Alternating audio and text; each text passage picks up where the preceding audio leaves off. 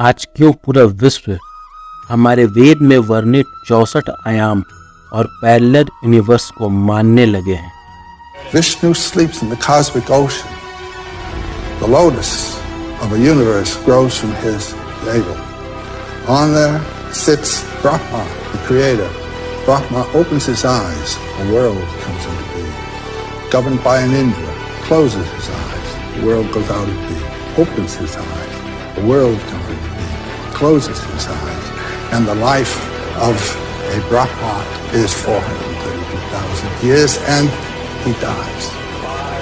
The lotus goes back, another lotus, another Brahma. Then think of the galaxies beyond galaxies in infinite space. Each a lotus with the Brahma sitting on it, opening his eyes.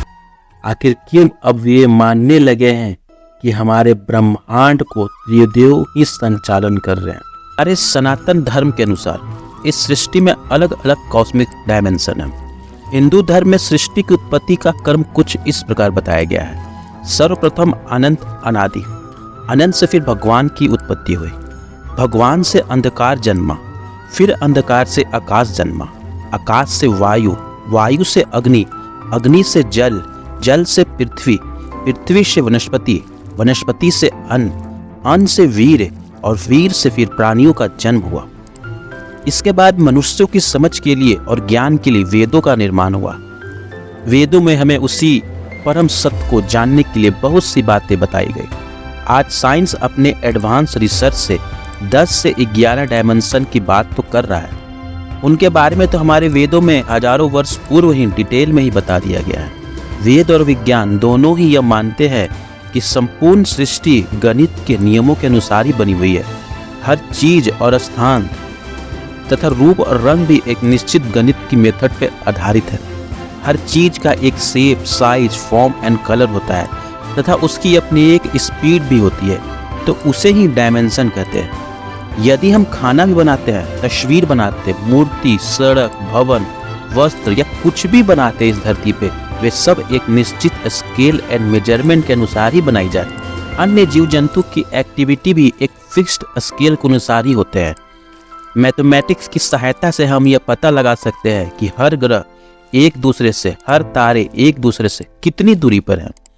इस dimensional creation को पूरी तरह समझना तो बहुत ही complex है, परंतु फिर भी हम इसे धीरे धीरे समझ रहे हैं। हम इंसानों की दुनिया में 3 डायमेंशनों से बनी हुई है और इसे हम 3D भी कहते हैं। इसलिए हम इन 3 डायमेंशन को तो बड़े अच्छे से जानते हैं, परंतु मैथमेटिक्स की सहायता से हमने इसके पीछे के एक और आगे के डायमेंशन का भी पता लगा लिया है। जैसे किसी चीज को मेजर के लिए एक स्केल होती है, वैसे ही हमारे ब्रह्मांड में होने वाली सभी घटनाओं के लिए हमें डायमेंशन की जरूरत होती है। तो जहाँ तक विज्ञान और पुराणों ने डायमेंशन के बारे में जाना है, उसी के बारे में हम कुछ विस्तार से जानने की कोशिश करते हैं। सबसे पहला डायमेंशन होता है जो है जीरो डायमेंशन। जीरो डायमेंशन एक ऐसा पॉइंट है जिसमें हम ना आगे जा सकते हैं ना पीछे जा सकते हैं, ना दाएं ना बाएं, ना ऊपर ना नीचे।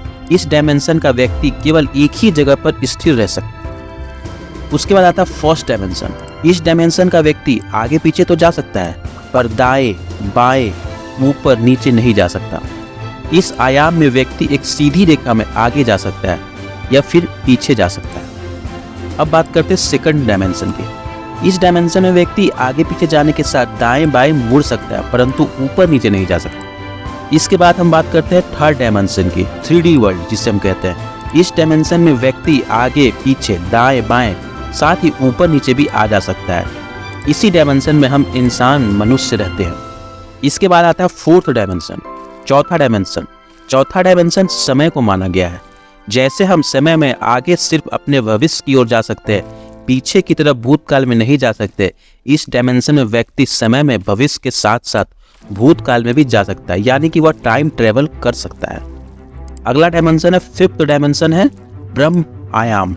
इस डायमेंशन में व्यक्ति समय में आगे यानी भविष्य और पीछे यानी भूतकाल के साथ दाएं बाएं भी जा सकता है। मतलब कि एक ही समय में व्यक्ति अपने आगे और पीछे की दुनिया के साथ साथ अपने दाएं और बाएं की दुनिया में भी जा सकता है। अब दाएं और बाएं जानने का अर्थ क्या होता है? जैसे कि अगर हम एक ही समय में IAS ऑफिसर और डॉक्टर बनना चाहते हैं तो एक ही समय में यहाँ हम दोनों बन भी सकते हैं। जी हाँ, हमारा ब्रह्मांड का ब्रह्मा जी इसी 5वें डायमेंशन में भी रहते हैं। इस सृष्टि में अलग अलग ब्रह्मांड है, हर ब्रह्मांड के अपने एक ब्रह्मा है, या यूं कहे हर अलग अलग ब्रह्मा के अपने अलग अलग ब्रह्मांड। बैंक की घटना जिसको हम 3 डायमेंशन की दुनिया की उत्पत्ति का जरिया मानते हैं, वो इसी 5वें डायमेंशन के ब्रह्मा से उत्पन्न। यहाँ से कई ब्रह्मांड उत्पन्न होते हैं और यहाँ का समय भी अलग है क्योंकि यहाँ हमारे चारों डायमेंशन से बाहर है। अब आता है 6th डायमेंशन जिसे हम विष्णु लोक भी कहते हैं। 6वां डायमेंशन भी समय के बारे में है। इस डायमेंशन में व्यक्ति भविष्य की ओर, भूतकाल की ओर और अपने दाएं बाएं की ओर देख सकता है। उसी के साथ साथ समय में ऊपर और नीचे की ओर भी जा सकता है, अर्थात किसी भी दिशा में जा सकता है। वह एक ही समय में डॉक्टर, इंजीनियर, वैज्ञानिक सब कुछ बन सकता है। इन सभी डायरेक्शन में से संसार का संचालन होता है। ऐसी संपूर्ण इफिशियंसी जो किसी भी दिशाओं में जाकर कुछ भी कर सकता है, समय को अपने हिसाब से बदल सकता है। वेद के अनुसार ऐसी इफिशियंसी केवल हमारे भगवान विष्णु में ही निहित है। हमारे विष्णु भगवान 6ठे डायमेंशन में रहते हैं। इस आयाम को भगवान विष्णु का निवास स्थान बताया गया है। इसी डायमेंशन में रहकर भगवान विष्णु जी इस समस्त संसार का संचालन करते हैं। उसके बाद आता है 7th डायमेंशन जिसे हम योगियों की दुनिया भी कहते हैं। 7वां डायमेंशन में विभिन्न ब्रह्मांडों की बात की गई। जैसे मान लीजिए यहाँ पर हमारे विशाल ब्रह्मांड की तरह एक और विशाल ब्रह्मांड है जहाँ हमारा एक और प्रतिरूप होता है। वो समय में हमसे या तो आगे होगा या पीछे होगा।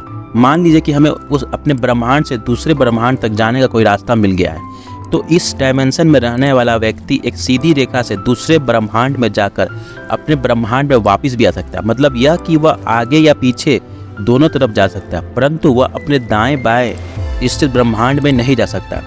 इस 7वें डायमेंशन को सत्य का आयाम भी कहते हैं। जो योगी गहरी ध्यान साधना करते वो इसी डायमेंशन को महसूस करते हैं। इसी डायमेंशन में वो अनंत ज्ञान जिसे पाकर कोई मनुष्य देवताओं की श्रेणी में चला जाता है। इसके बाद आता है 8th डायमेंशन जिसे हम शिव लोक भी कहते हैं। 8th डायमेंशन में विभिन्न ब्रह्मांडों की बात की गई। इस 8वें आयाम में व्यक्ति आगे पीछे के साथ साथ अपने दाएं और बाएं के ब्रह्मांड पे भी जा सकता है। वह अपने किसी भी प्रतिरूप से मिल सकता है। 8वां को कैलाश भी कहा जाता है। इस आयाम में भगवान शिव का भौतिक रूप शंकर जी निवास करते हैं। उनका काम इन 7 आयामों को संतुलन बनाए रखना होता है। हर सिद्ध पुरुष 7 आयाम का ज्ञान पाकर भगवान शिव को पाने की कोशिश करते हैं क्योंकि यही है मोक्ष का रास्ता। इसके बाद आता है 9th डायमेंशन जिसे हम वैकुंठ लोक भी कहते हैं। 9वें डायमेंशन में विभिन्न ब्रह्मांडों की बात की गई। इस डायमेंशन में व्यक्ति आगे पीछे दाएं बाएं के साथ साथ ऊपर और नीचे के ब्रह्मांडों में भी जा सकता है। मतलब कि वह किसी भी ब्रह्मांड में आ जा सकता है और यही विभिन्न डायमेंशनों का मुख्य स्रोत है। मोक्ष प्राप्ति कर हर आत्मा शून्य होकर इसी आयाम में परमात्मा में विलीन हो जाता है। हमारा 10वां डायमेंशन जिसे परमात्मा का धाम भी कहा जाता है। सर्वे आयाम को ईश्वर या परमात्मा का आयाम कहते हैं। इस आयाम में रहने वाला व्यक्ति कहीं भी किसी भी रूप में आ जा सकता है। इस पर किसी भी आयाम या ब्रह्मांड का कोई नियम लागू नहीं होता, बल्कि उसके अपने खुद के नियम के अनुसार वह जब चाहे जैसा चाहे कर पाएगा। इसमें बहुत सी प्रजातियां बिना एक दूसरे को महसूस किए एक साथ रह सकते हैं। इसको अनंत आयाम भी कहते हैं। यहाँ पर परमात्मा निवास करते हैं। सनातन धर्म में इसे ही निरंकार, अनंत, परम और सदाशिव कहा गया है। भगवान श्री कृष्ण जी ने अर्जुन को गीता का उपदेश देते हुए इसी अनंत स्वरूप के दर्शन कराए थे। इन्हीं को ही सत्य विष्णु कहा जाता है। त्रिदेव इन्हीं के अंश हैं। अगर आपको वीडियो अच्छा लगा हो तो लाइक, सब्सक्राइब और कमेंट जरूर करें।